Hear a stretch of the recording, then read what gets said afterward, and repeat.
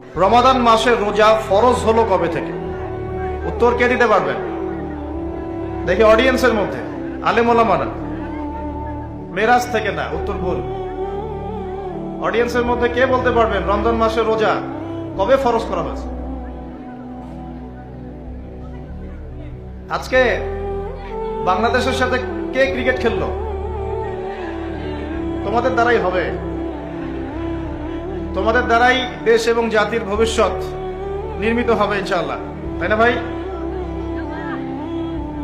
আল্লাহ মাফ করুক। এই হচ্ছে বাস্তবতা, এগুলোই বাস্তবতা। মাঝে মাঝে আমি একটু ফুটিয়ে তোলার চেষ্টা করি আর কি।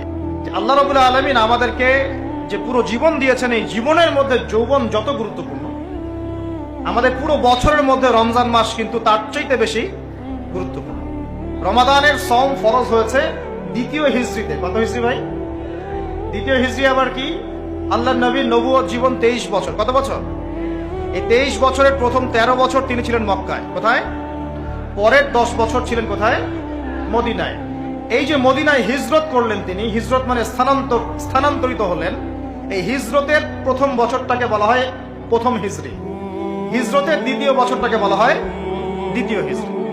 এই দ্বিতীয় হিজরিতে আল্লাহ রাব্বুল আলামিন রমজান মাসের রোজাটা ফরজ করেন।